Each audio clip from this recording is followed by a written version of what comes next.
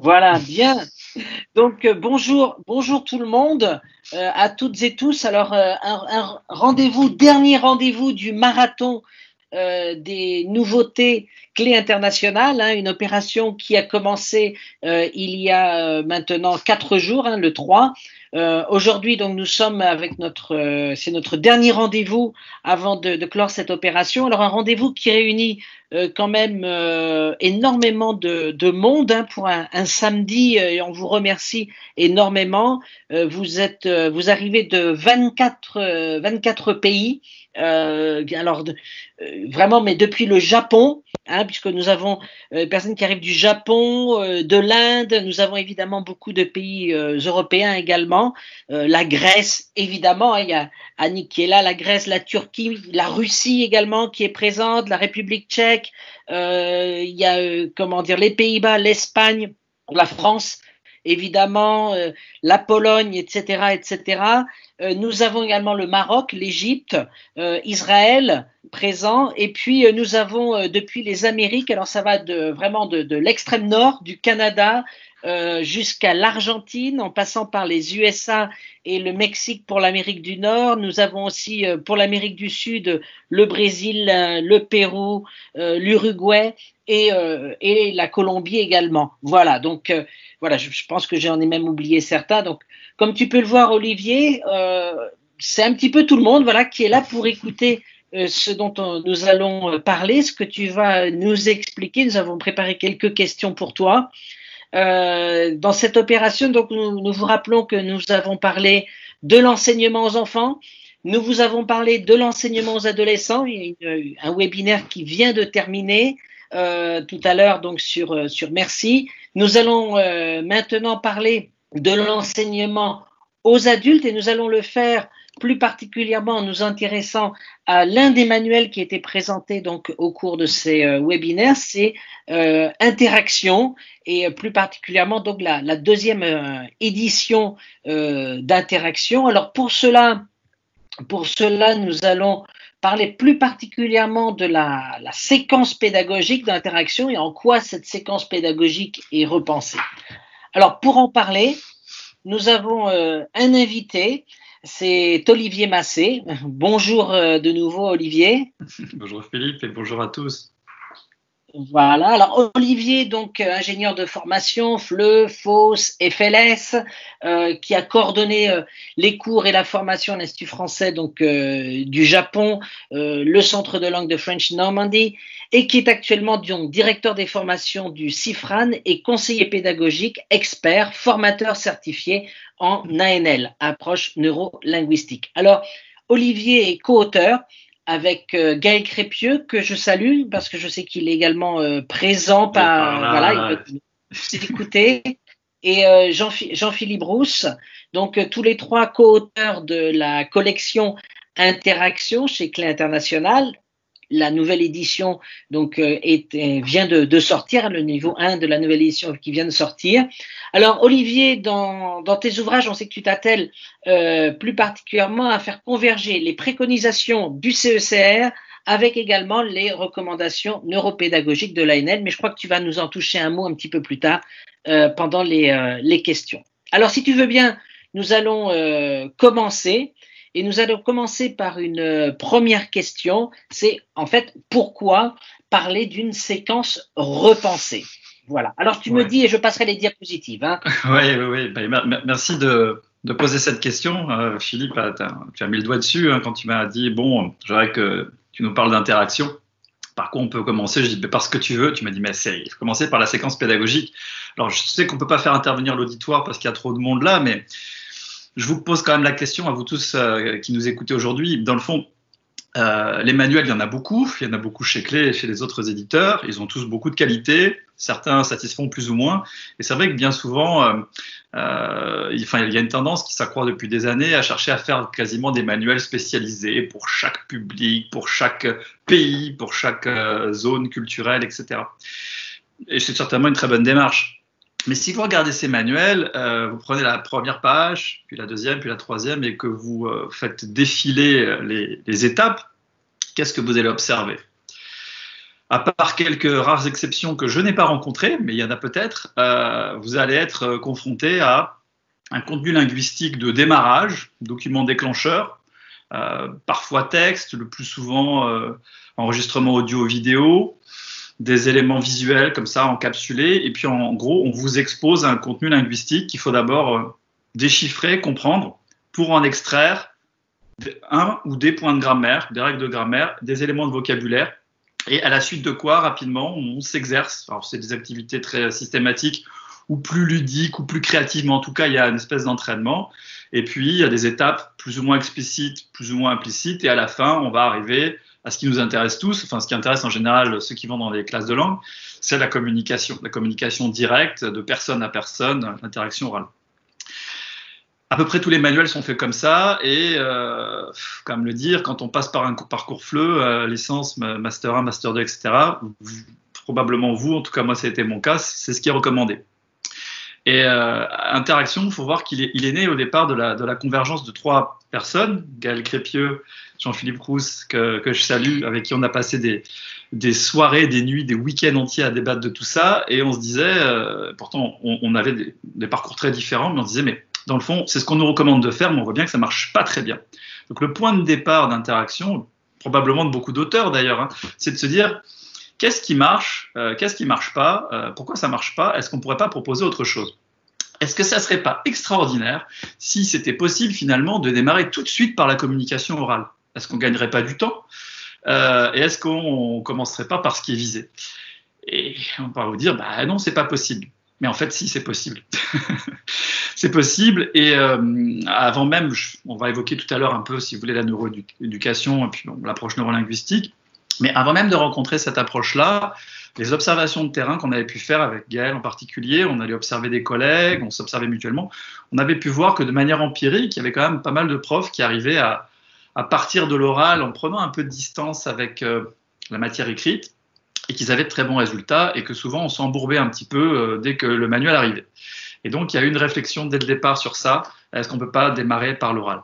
Et c'est là effectivement qu'il y a eu quand même quelque chose qui nous a vraiment encouragé dans cette démarche, qui nous a permis de la systématiser. Ça a été la découverte des travaux de Claude Germain et de John Layton, qui sont à l'origine de l'approche neurolinguistique, et qui nous ont montré que oui, ça faisait longtemps déjà qu'au Canada, on avait systématisé une manière de modéliser à partir de l'oral.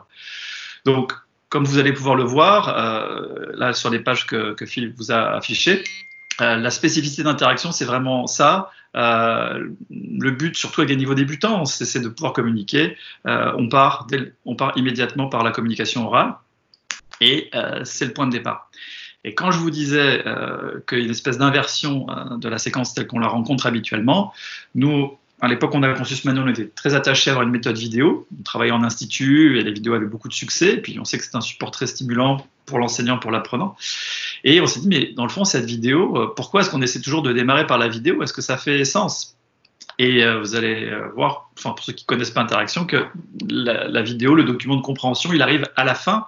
Ce qui est finalement, on n'a pas besoin d'aller chercher les neurosciences pour comprendre ça, ce qui est finalement du bon sens, parce que si vous avez travaillé vos contenus linguistiques, que vous êtes entraîné à les utiliser, et que ces contenus linguistiques, vous les trouvez dans un document, avec des interlocuteurs natifs, qui ont des timbres de voix différents, dans des situations plus concrètes, bah, évidemment, vous allez comprendre. Donc, il y a un fil conducteur dans Interaction qui a été d'aller du simple vers le complexe et pas du complexe vers le simple, parce que ce qui nous est apparu, c'est que bien souvent, les leçons qu'on avait sous les yeux pour nos apprenants, c'était très complexe et très lourd, et les enseignants n'arrivaient pas jusqu'à la fin. Voilà. Donc, la séquence d'interaction, comme vous le voyez, on commence par l'interaction orale, la compréhension écrite vient après. En toute logique, ça va être plus facile de le lire si on sait déjà interagir. Et la production écrite, bien sûr, vient après la lecture. On essaie de ne pas interférer et de ne pas faire de l'écrit quand il s'agit de lire. Et la compréhension qui est en fait plus complexe parce qu'il y a des situations pragmatiques, parce qu'il y a tout un tas d'éléments non verbaux qui vont intervenir, va arriver à la fin. Donc, comme vous le voyez, Philippe, tu peux montrer. La première double page dans le manuel que vous avez est vraiment consacrée à l'interaction orale. Si tu veux bien revenir sur la page précédente. Juste avant. Voilà. Et comme vous voyez, il y a beaucoup d'illustrations. Pourquoi? Parce qu'en fait, ce sont ces images qui vont nous permettre de poser le vocabulaire, les éléments langagiers. Et comme vous voyez, il y a deux espèces de mini-dialogues, mais c'est pas vraiment des dialogues, c'est plutôt des structures dialoguées, à savoir que les actes de parole, ce qu'on veut dire, dans une situation de vie, ça correspond toujours à une intention de questionner ou un besoin de répondre. Donc, cette double page que vous avez en début de chaque leçon est là pour vous apprendre à poser une question et répondre par rapport à ces situations de la vie quotidienne élémentaire de ces niveaux A1, à 1.1, à 1.2 et A2 qui constituent la collection interaction. Voilà. À la suite de quoi, tu peux tourner la page. On est armé. Ouais, merci. Ça arrive. Voilà. Ça arrive.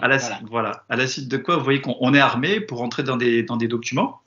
Alors, nos documents, à ces niveaux-là, on n'est pas allé chercher des articles de presse ou des extraits de journal. Évidemment, on tomberait sur des difficultés linguistiques, mais tous ces documents-là sont des documents réalistes au sens où tout notre vocabulaire est calibré sur les référentiels du CECR. Donc, quand vous avez le 1.1, vous êtes vraiment dans le 1.1, la suite du 1, le A2. Bon, ça, vous verrez que c'est un manuel qui vous prépare vraiment aux certifications d'ELF ou TCF. Mais les documents que vous avez correspondent à des documents que nos apprenants peuvent rencontrer dans la vie réelle. Ça, c'était aussi un point extrêmement essentiel. Et l'écrit va être en relation, évidemment, avec ce qui a été lu. Voilà. Et si tu lui as montré la page suivante, voilà. Et vous verrez que la grammaire, cette page verte, n'est pas le point de départ. Dans le fond, la grammaire intervient quand on en a besoin. Et j'ai envie de dire aussi, elle intervient un peu à la carte.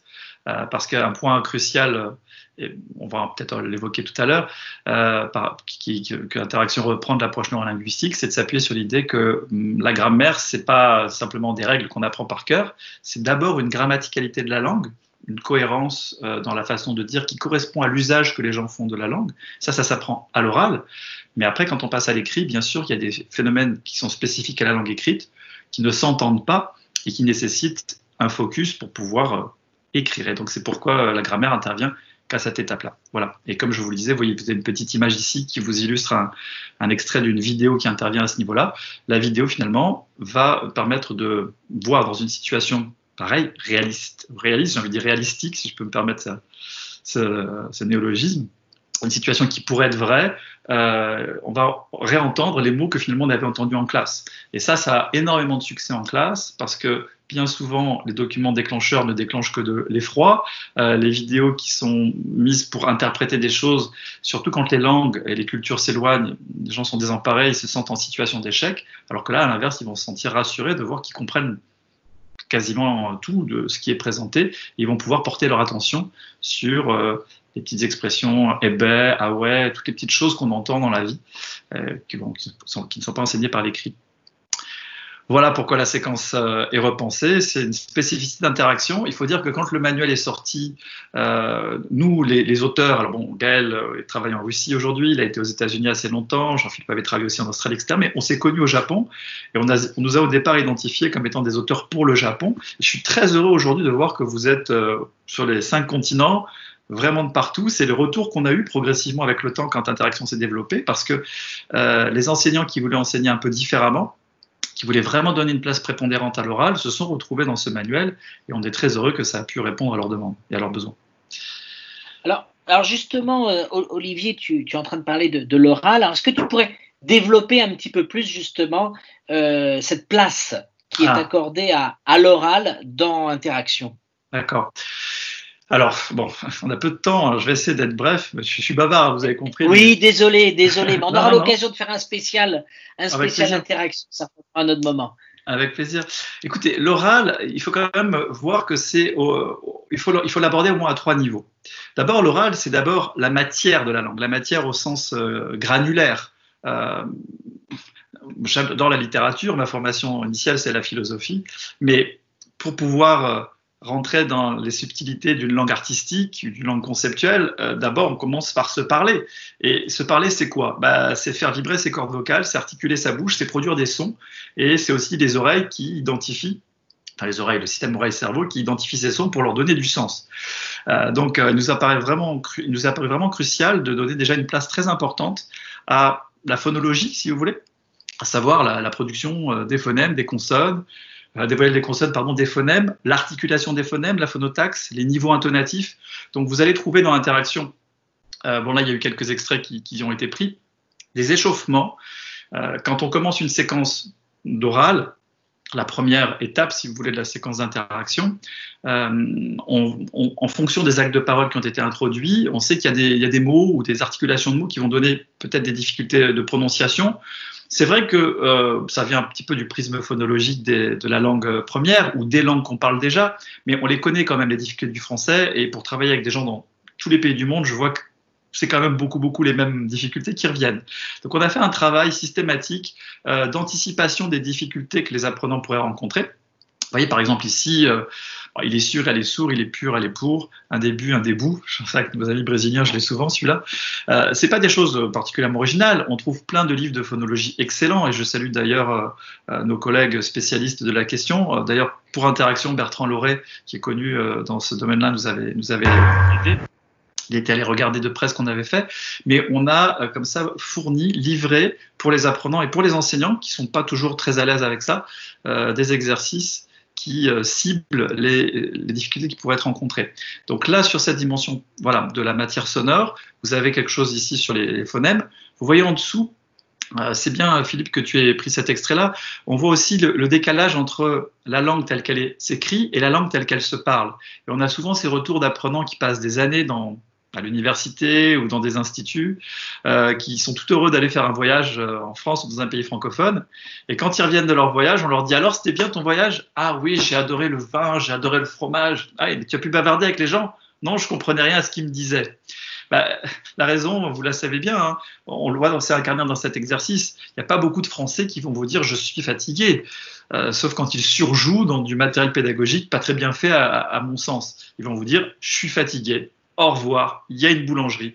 Donc, on veut faire porter leur attention sur ça, bien sûr, apprendre la forme canonique, la forme du français académique, mais aussi la langue vernaculaire, parce que c'est avec ça qu'ils vont pouvoir communiquer pour de vrai. Et puis, un troisième point, parce que je vois qu'il y a un autre échauffé, donc un autre petit entraînement dans la préparation. Pour lire correctement. Lire, c'est comprendre le sens de ce qui est lu, et c'est aussi être capable de médier le sens au travers d'une oralisation d'un texte écrit. Et ça, on se rend très vite compte que ce qui fait qu'on se comprend pas, même quand les gens ont une bonne grammaire de la langue, c'est souvent le système intonatif qui n'a pas du tout été saisi. Ça se fait pas de manière intuitive, ça a besoin d'être guidé. Donc, vous voyez, ici, on voit quelque chose avec le découpage syllabique ou l'allongement de la dernière syllabe ou ce genre de choses. Donc, on fait porter l'attention sur l'ensemble de ces points au fil du parcours. Voilà. Je vais rapidement, mais voilà, dans l'interaction, il y a vraiment un focus important puisqu'on est sur des niveaux débutants. Si on ne le fait pas au départ, c'est sûr que c'est pas après ça va être très dur de corriger. Il y a un autre aspect de l'oral, et je vois les images qui ont été préparées, c'est d'être dans une situation pragmatique. Il y a des situations, il y a une langue orale à l'oral, et il y a une langue orale de l'écrit aussi, j'ai envie de dire.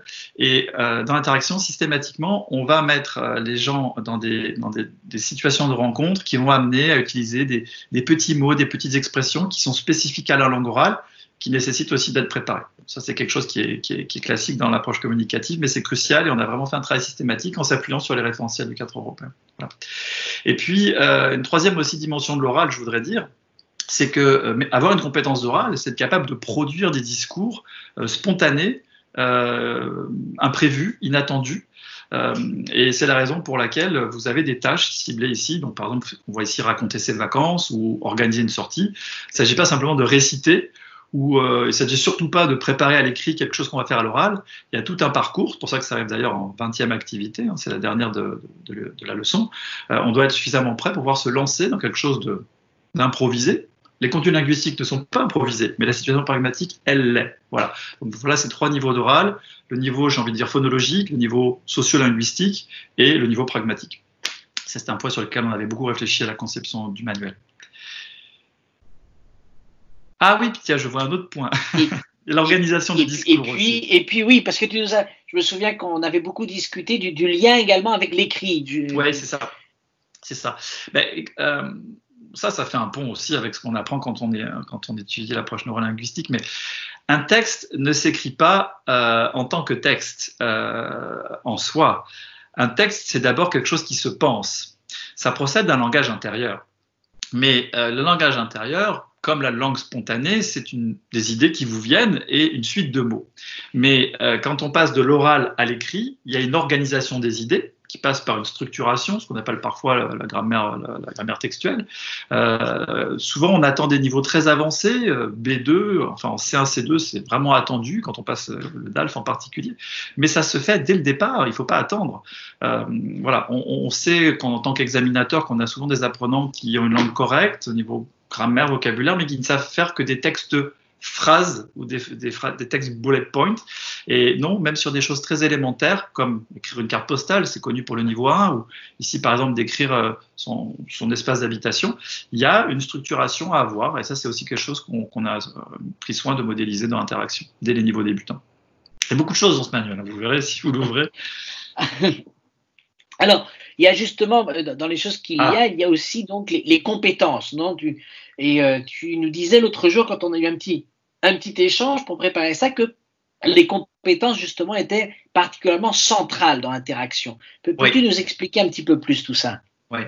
Interaction aussi est arrivé à un moment où on utilisait des manuels qui avaient un peu comme principe les approches croisées ou l'approche par les compétences croisées, à savoir on va développer l'oral en travaillant l'écrit, on va développer l'écrit en travaillant l'oral.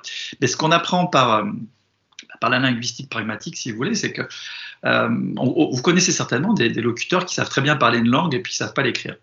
Inversement, on rencontre aussi des gens qui ont un parcours scolaire qui fait qu'ils se débrouillent bien à l'écrit, mais ils sont incapables de communiquer. Il y a quand même, on est convaincu quand même que l'oral a un rôle crucial pour pouvoir avoir une spontanéité et une précision, mais il y a une relative indépendance des compétences, surtout parce qu'elles correspondent à des situations d'usage différents. Alors je vois sur l'image qui est présentée ici, on a une situation avec un plan et quelqu'un qui demande son chemin à être présenté. C'est clairement une compétence d'oral qui va être différente d'une tâche d'écrit, si vous voulez. Alors interaction a vraiment été conçue comme ça dès le départ. Chaque leçon a 4 moments, si vous voulez. La compétence d'oral, d'interaction orale, la compétence de compréhension écrite, de compréhension, déchiffrement et exploitation d'un texte, la compétence de production, où on sait écrire un texte dans un genre, même chose après pour la compréhension d'un document, audio ou vidéo. Et chacune de ces parties a son autonomie en quelque sorte. Elle constitue une unité. Ce qui fait que c'est pas quelque chose qu'on avait forcément réfléchi au départ, mais on s'est rendu compte en l'élaborant, en le testant, et on a pu le confirmer à l'usage, qu'en fait, Interaction a une modularité assez extraordinaire, parce qu'on a vu des classes finalement où les profs n'utilisaient que l'oral. On a vu des classes où les profs travaillaient l'oral, les documents de lecture, et puis l'écriture, la production écrite était faite parfois en classe quand ils avaient le temps, parfois ils la déléguaient à la maison. Au départ, quand on a élaboré ce manuel, ça correspondait à une manière de travailler qu'on avait testée et dont on était très convaincu, mais on s'est rendu compte que la façon dont on a séquencé ces étapes à l'intérieur de la séquence pédagogique et l'étagement spiralaire des séquences pédagogiques rendent ce manuel très modulaire et a permis à des enseignants de travailler sur 1 heure, 2 heures, 3 heures à des rythmes intensifs, extensifs. Et voilà, on a eu beaucoup de retours en ce sens. Donc simplement pour revenir sur cette histoire de compétences, oui, il y a des compétences d'oral, de lecture et d'écriture qui arrivent à chaque fois à une tâche. Donc chaque étape a une tâche finale qui permet de s'éprouver, si vous voulez, dans cette compétence-là. Il y a un autre aspect aussi qui est important, c'est que, comme vous le savez, les tâches peuvent être élémentaires ou complexes, les compétences peuvent être élémentaires ou complexes, et on a fait en sorte, si vous voulez, que toujours dans l'interaction, il y a ce principe d'aller du simple vers le complexe, et les tâches qui demandent de croiser les compétences orales, lecture, écriture ne se trouvent qu'en fin de parcours, et c'est aussi la raison pour laquelle vous voyez ces projets qui sont là. Les projets permettent de rassembler les différentes composantes de compétences qui ont été travaillées au fil de 3 leçons, c'est des paquets de 3 leçons si vous voulez, et les projets permettent vraiment de rassembler toutes ces compétences pour réaliser quelque chose que le professeur et la classe pourra faire vraiment à son goût. Voilà, c'est des pistes qui sont données et ça marche bien. Je le vois, donc je le mentionne aussi, c'est quelque chose qui a été demandé, puisque là, Philippe l'a dit, on vient de faire une refonte d'interaction, donc cette refonte nous a permis d'alléger aussi, de simplifier, d'alléger un certain nombre d'activités, parce que bon, souvent dans les écoles, universités, on veut aller vite. Donc nous, on est convaincus que ce qui est crucial, c'est de développer une bonne grammaire interne, une bonne précision linguistique, répondre aux exigences du CECR, mais pas forcément essayer de gaver au maximum avec du lexique. Donc, on s'est vraiment limité à ce qui était attendu pour les certifications. Et je remercie, je salue l'équipe éditoriale de Clé qui a fait un travail de relookage. Excusez-moi pour l'anglicisme, mais vraiment magnifique parce que le livre est vraiment devenu très très esthétique. Les images sont superbes et très engageantes. Et je sais que c'est quelque chose qui est très demandé. Alors peut-être pas tant par les profs eux-mêmes, mais surtout par les directeurs, parce qu'ils savent que c'est un critère de choix de beaucoup de personnes qui s'inscrivent dans les élances et les instituts. Mais là, c'est vrai qu'on a un manuel qui est très engageant. Mais surtout, il y avait aussi cette demande de préparation au DELF. Dès les niveaux débutants. Alors ça y est, on a répondu à cette demande et vous avez pour chaque unité d'interaction des préparations sur les quatre habilités du DELF. Voilà. Ai-je répondu à la question? Oui, je pense qu'on a vu effectivement de cette façon-là, comment les compétences sont mobilisées autour à la fois du projet, qui serait quelque chose, je dirais, d'interne à l'ouvrage, et comment elles sont aussi mobilisées pour se préparer à quelque chose d'un petit peu plus externe, mais présent dans l'ouvrage, comme le DELF. Alors, on sait, et souvent quand on pense justement interaction, on pense approche neurolinguistique. Alors, pourquoi l'approche neurolinguistique, Olivier? Alors, attention, il nous reste 5 minutes. 5 minutes? Oh là là! Il faudrait. En général, quand l'approche neurolinguistique, on fait ça sur des formations initiales de 35 heures, mais bon. Voilà, Comme je le disais en introduction, l'approche neurolinguistique est particulière parce que c'est une approche dans laquelle il n'y a pas de manuel à proprement parler. On n'a pas de manuel de classe. Ça ne veut pas dire qu'on n'a pas de lecture, de texte de lecture, mais il n'y a pas de manuel. Alors, il ne faudrait pas confondre tout. Interaction, c'est un manuel FLE qui répond aux besoins des centres de langue, des institutions scolaires, académique ou de formation, qui répond à tous les critères du CECR. Mais c'est vrai qu'Interaction, c'est largement inspiré de l'approche neurolinguistique. Alors, je vais retenir 3 aspects, enfin peut-être 2 aspects vraiment de l'approche neurolinguistique et puis un peut-être de la neuroéducation plus générale. Alors, tu affiches cette petite image, vous retrouverez ça dans le guide pédagogique. Le guide pédagogique d'Interaction est vraiment un pas à pas. Donc, si vous dites que ce manuel est fait un peu bizarrement, il n'est pas comme les autres. Alors, c'est pas bizarre déjà, c'est très systématique. Mais le guide pédagogique vous dit vraiment comment chaque activité s'inscrit dans une continuité, ce qui est supposé la précéder et vers quel est son objectif et vers quoi on tend aussi à la fin. Donc, je vous y renvoie. Mais il y a une théorie derrière quand même. La théorie, elle est vraiment cruciale. Ce qui fait que l'interaction rejoint l'approche neurolinguistique, et je suis le point de clivage de ça, c'est qu'on est bien convaincu qu'il ne suffit pas d'apprendre par cœur des règles de grammaire pour pouvoir parler à la langue. Voilà. La grande révélation de Claude Germain et John Nathan, mais on le savait avant, mais ils ont mis beaucoup d'énergie à l'écrire et à le justifier. C'est pas parce qu'on apprend des règles qu'on sait parler, c'est ce qu'on appelle le paradoxe grammatical. Pourquoi? Et ça, on le sait par la neurolinguistique, la spontanéité à parler, à interagir encore plus, c'est une habileté et ce n'est pas conscient. C'est de l'ordre des compétences implicites non conscientes. En jargon pédagogique, nos didacticiens canadiens ont appelé ça, ont lié ça à ce qu'ils ont appelé une grammaire interne. La grammaire interne, c'est une grammaire dont vous n'avez pas conscience et qui est faite des régularités de la langue. Un petit peu comme les enfants, quand ils commencent à parler, et ils font un petit peu des maladresses, ils essayent des choses et vous les corrigez. Et ils apprennent à parler correctement sans vraiment y réfléchir. Ça, c'est la grammaire interne. D'un autre côté, quand vous commencez à écrire un texte, il y a l'organisation du texte, le discours, mais il y a aussi les S du pluriel, les ENT des conjugaisons, tout un tas de choses qui sont de l'ordre du savoir explicite. Ça s'apprend. On a passé des années de scolarité à l'apprendre et on en a crucialement besoin pour écrire. Et comme vous voyez sur les schémas, ça procède de 2 mémoires différentes, qui sont 2 systèmes neurologiques que les chercheurs, les biologistes, les neurolinguistes ont déterminés comme étant distincts. Ça, c'est quelque chose qui est au centre de l'approche neurolinguistique et c'est quelque chose qui est aussi au centre d'interaction. C'est la raison pour laquelle on commence par l'oral. Alors, un autre point, ça c'est ce qu'on appelle la boucle de la littératie, l'approche neurolinguistique fonctionne comme ça, par des cycles consécutifs qui vont de l'oral à la lecture et puis à l'écriture. Puis on lit ce qu'on a écrit, puis on en parle. Vous voyez que cette boucle de la littératie, elle ressemble pas mal à la séquence pédagogique que je vous exposais tout à l'heure, à savoir interaction orale, compréhension écrite, traduction écrite, et puis la petite vidéo. Alors, il n'y a pas la vidéo dans les cycles de la littératie, de l'approche neurolinguistique, mais ça rejoint, si vous voulez, le cycle naturel du développement du langage chez les enfants, et finalement le cycle qui se passe des gens qui se retrouvent en immersion, qui n'ont pas forcément de scolarisation de la langue, et qui passent par ça. Il faut d'abord savoir parler pour pouvoir lire, et pour pouvoir écrire, il faut d'abord savoir lire. Donc voilà, c'est un élément que vous retrouverez dans l'interaction. Et c'est vrai que interaction n'est pas l'ANL, mais si on est un praticien de l'ANL, on peut travailler avec interaction.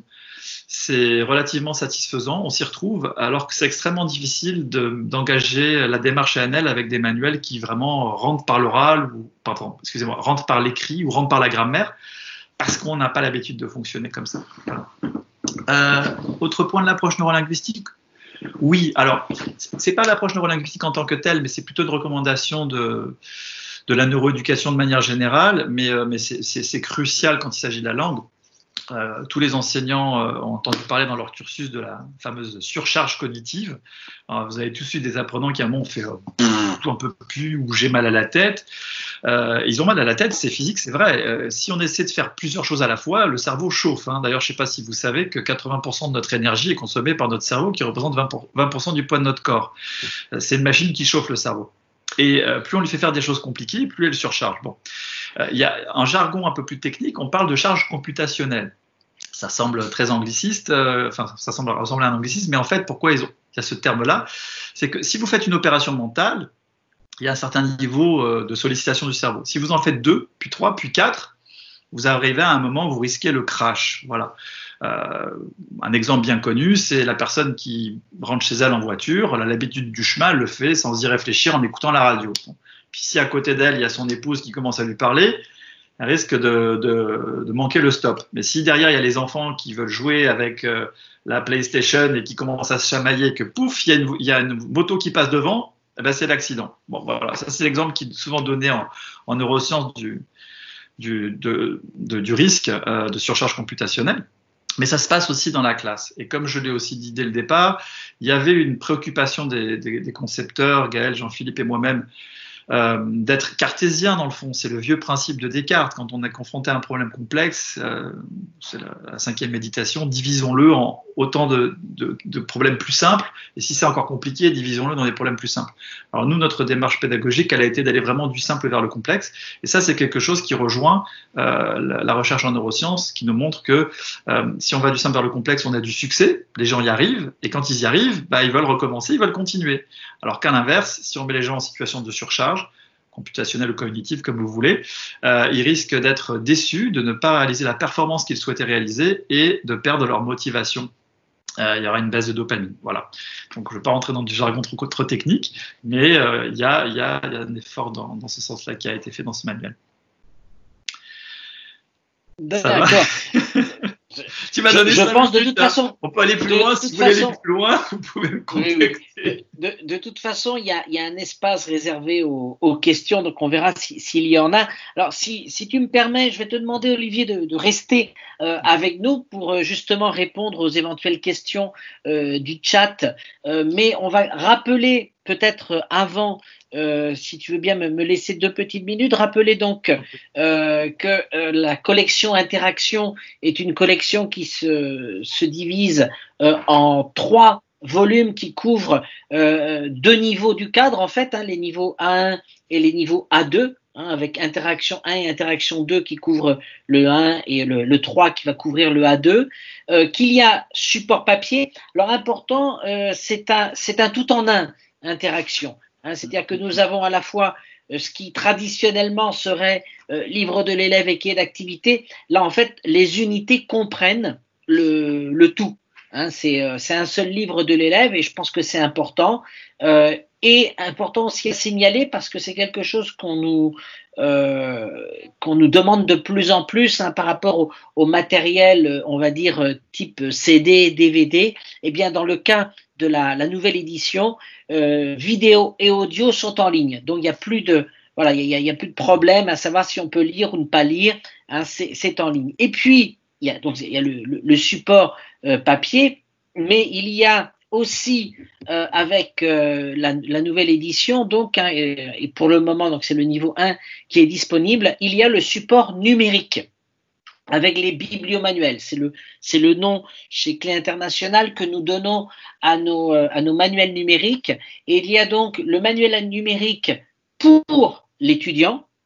Donc les étudiants peuvent travailler soit avec un support papier, soit avec un support numérique, ou également le manuel numérique pour l'enseignant.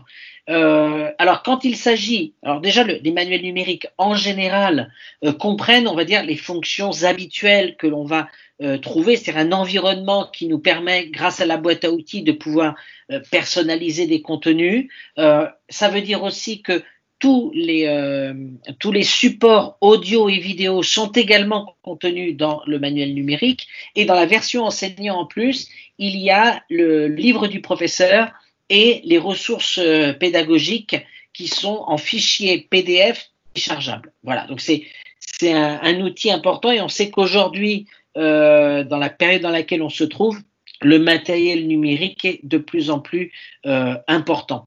Et puis, il y a également dans l'espace digital en libre accès, donc déjà pour le niveau 1.1, quelques compléments.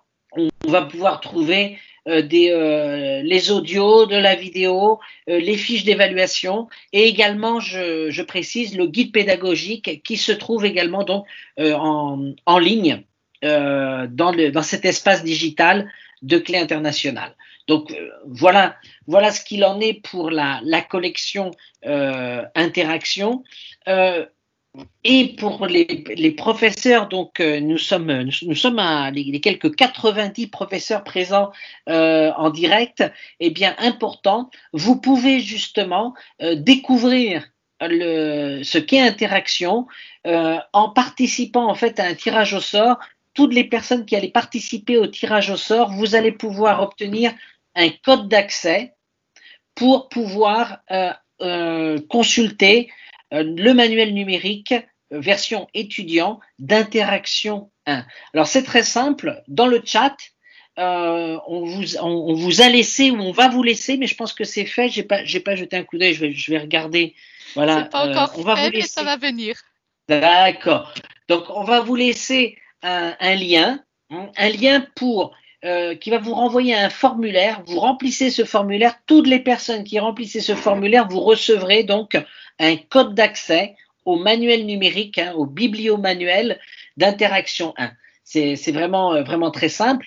Et ce tirage au sort vous permettra de gagner quoi? Eh bien, de gagner un abonnement 100% numérique au Français dans le monde. Le Français dans le monde, je le rappelle, c'est la revue de la FIPF, la Fédération internationale des professeurs de français, éditée par Clé International.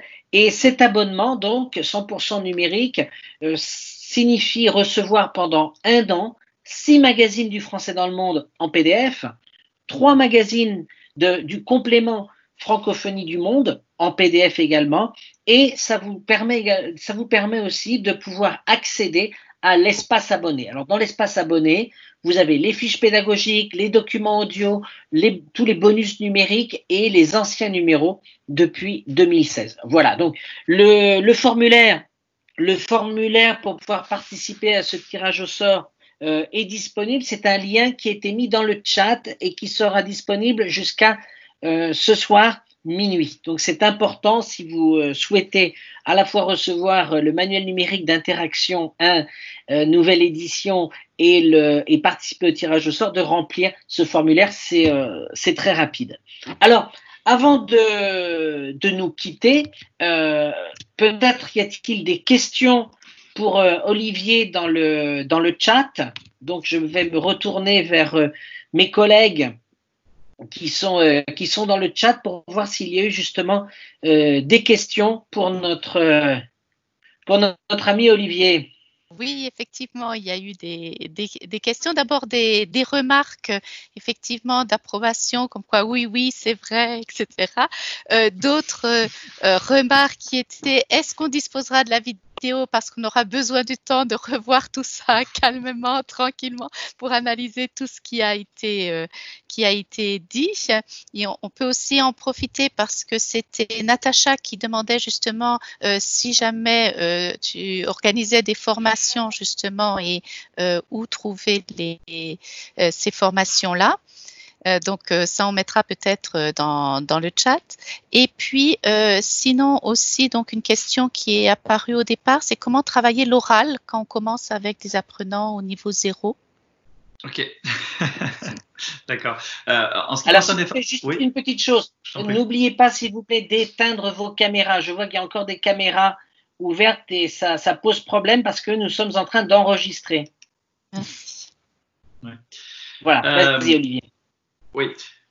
Sur la question des formations, bon, il y a deux choses. S'il s'agit d'interaction et que vous souhaitez adopter interaction, et le cas s'est déjà présenté, Clé est super pour ça parce qu'il nous supporte et il fera en sorte de m'envoyer à votre rencontre, de nous permettre de passer ensemble, j'ai envie de dire tout le temps qu'il faut, je sais pas, mais en tout cas un petit moment pour qu'on puisse faire un travail de terrain. Et j'y tiens beaucoup. J'ai évoqué des choses un peu abstraites, un peu théoriques, mais toute cette théorie n'aurait aucun intérêt et servira à rien si on n'était pas sur le terrain. Donc j'y tiens beaucoup. Et si c'est possible, de venir observer vos classes, vous accompagner dans la prise en main d'interaction, je serais très heureux de le faire. Moi ou peut-être mes collègues co-auteurs, mais bon, je sais qu'en ce moment ils sont très pris. Et Clé nous soutient pour ça. Voilà. Après, si il s'agit de formation d'initiation à l'approche neurolinguistique, c'est un autre aspect. Allez jeter un œil sur Internet, vous verrez CIFRAN, c'est le Centre international de formation et de recherche en approche neurolinguistique et en neuroéducation. C'est au Canada. Je suis en France, mais je travaille pour ce centre et on organise régulièrement des formations. Là, on a été un peu perturbé avec le Covid. La Covid, comme on dit au Québec, mais les choses vont rentrer dans l'ordre rapidement et on va pouvoir reprendre. Voilà. Alors la question, Annick, attends, rappelle-moi, j'ai un trou de mémoire là, tu me disais. C'était comment travailler l'oral avec des élèves qui n'ont aucune connaissance de français. Ok. Alors, c'est difficile parce que j'aimerais tellement avoir un apprenant à côté de moi puis vous montrer, ça serait tellement plus simple. Mais je vais vous dire, en fait, on a passé des années de scolarité pour perdre confiance en ce qui est, dans le fond, naturel. Quand vous avez des enfants, vous leur parlez, ils ont envie de communiquer, vous aussi, quelque chose commence à se nouer. Alors vous allez me dire, oui, mais c'est des enfants, ils ne savent pas parler. Bon, d'accord. Quand vous allez dans un pays étranger, comment vous faites quand vous ne parlez pas la langue? Moi, je me souviens, bon, je suis resté longtemps au Japon, maintenant je peux utiliser cette langue. Mais quand je suis allé en Chine la première fois, je ne pouvais pas du tout compter. Donc j'ai utilisé quoi? Mes mains pour faire des gestes, mon visage, et quand les gens me disaient quelque chose, j'essayais de saisir. Bon, en fait, c'est un processus naturel. Si vous prenez deux humains, vous les mettez face à face, ils ont envie de s'exprimer. S'ils arrivent à communiquer, ils vont continuer. S'ils n'y arrivent pas, ils vont abandonner. Alors, qu'est-ce qu'on fait? En fait, c'est à nous de créer une situation suffisamment évidente, et c'est là où le manuel est là, parce que à chaque fois, on sait dans quelle situation on va communiquer, on a des images qui sont là pour poser un décor, et on va modéliser une phrase. Donc, la technique, comment enseigner l'oral avec des débutants, consiste à modéliser au départ des petites phrases simples, et comment on fait? C'est décrit dans le guide pédagogique, vous verrez, on commence par modéliser la réponse. Je sais que la plupart des enseignants font ça. On commence toujours par « je m'appelle Olivier » et toi. Je m'appelle, ça a l'air bien clair, et toi. Et les gens comprennent parce que la situation est bien évidente. Souvent, les profs font ça avec la première leçon, parfois la deuxième, et puis ils s'arrêtent parce qu'ils disent « oh là là, on va pas pouvoir continuer longtemps. Vite, vite, il faut que j'amène de l'écrit au tableau, un texte ou quoi ». Mais en fait, nous, ce que l'on promeut, c'est cette technique-là qui a été développée au Canada, qui consiste à systématiquement, quand on veut introduire quelque chose, commencer par le modéliser à l'oral. Alors, je peux vous donner un exemple, on aime bien donner cet exemple canonique, mais si vous arrivez sur la fonction de l'expression du goût, c'est très simple de commencer par dire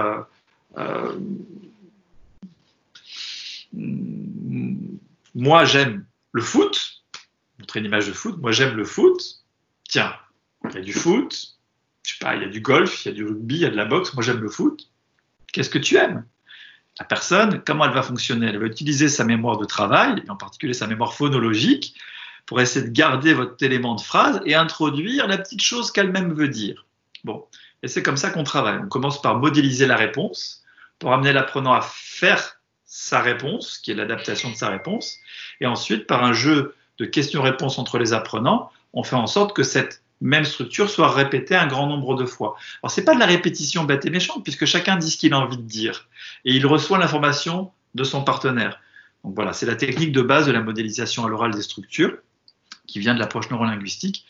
Elle est décrite dans le guide pédagogique d'interaction que vous pourrez voir. Et puis, voilà, ça, vous pouvez retrouver ça dans les documents. Si ça vous intéresse, venez voir comment on fait, je vous montrerai, et puis je vous aiderai à le faire.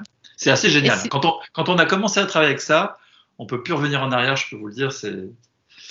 Oui, Yannick, pardon.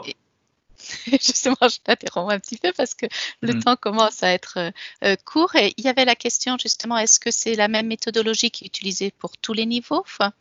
Et puis, Régina a répondu, effectivement, les niveaux existants jusqu'au A2.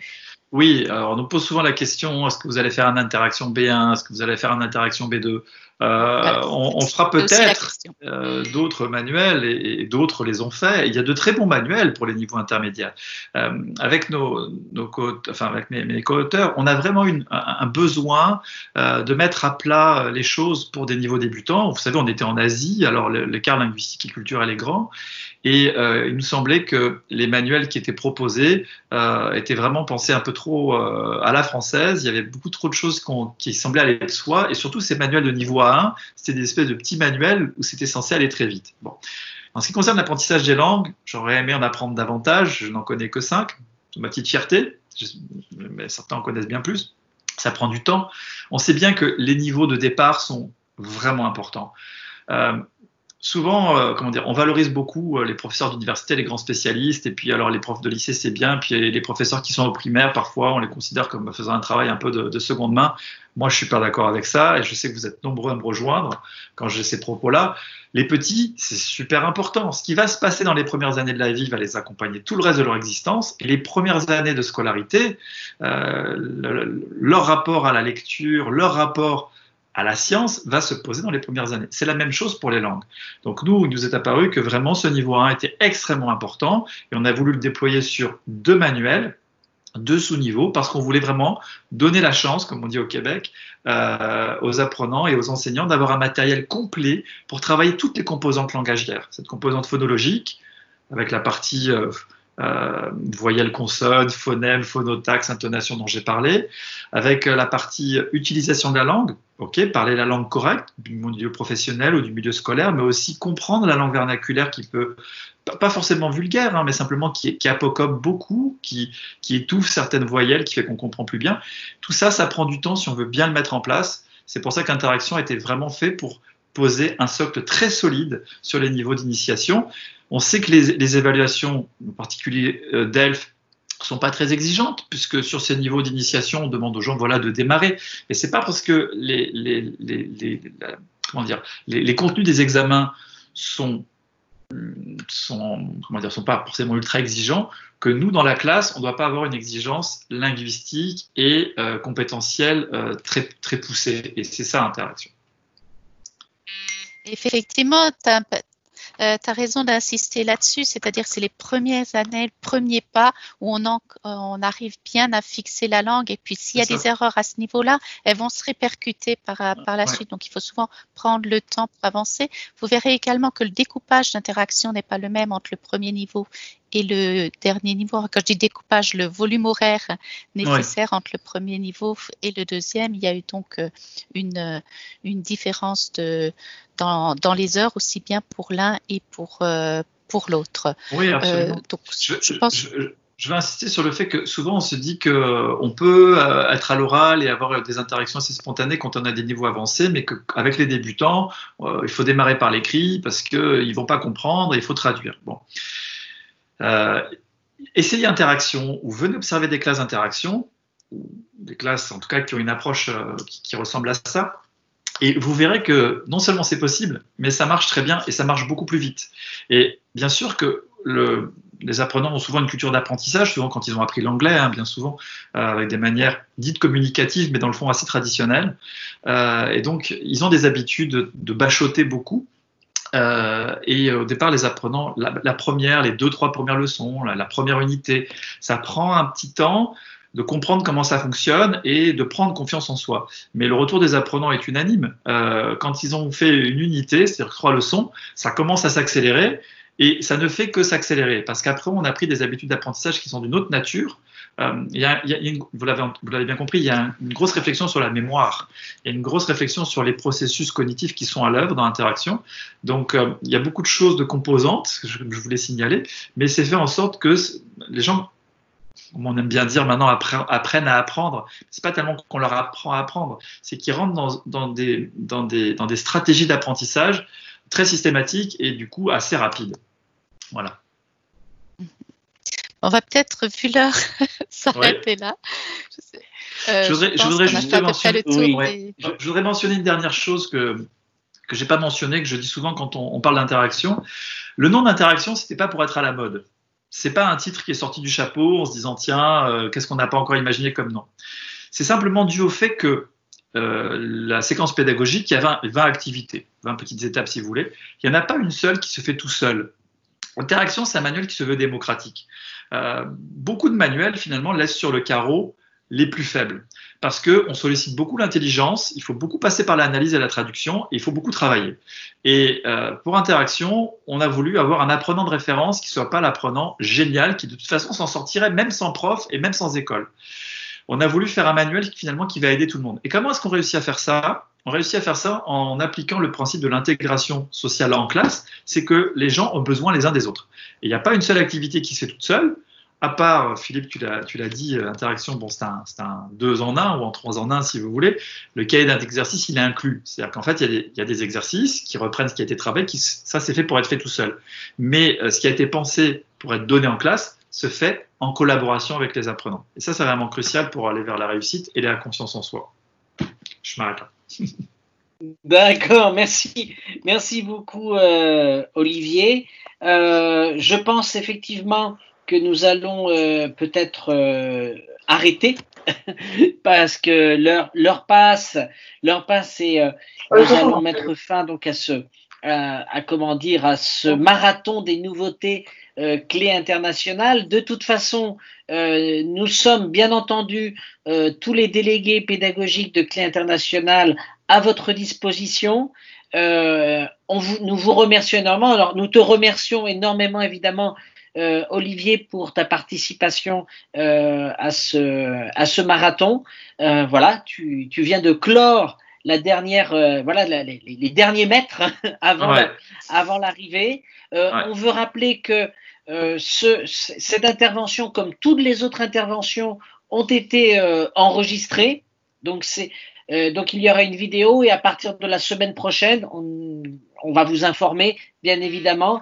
Les différentes vidéos seront à votre disposition. Donc ça, c'est important. Et bien entendu, vous pouvez nous contacter à travers nos emails, le chat. Je sais que nos collègues ont rappelé les emails dans le chat. Je vous rappelle aussi, et d'ailleurs Diego a remis dans le chat le lien pour participer au tirage au sort. Donc si vous voulez participer, n'oubliez pas, il faut absolument le faire aujourd'hui.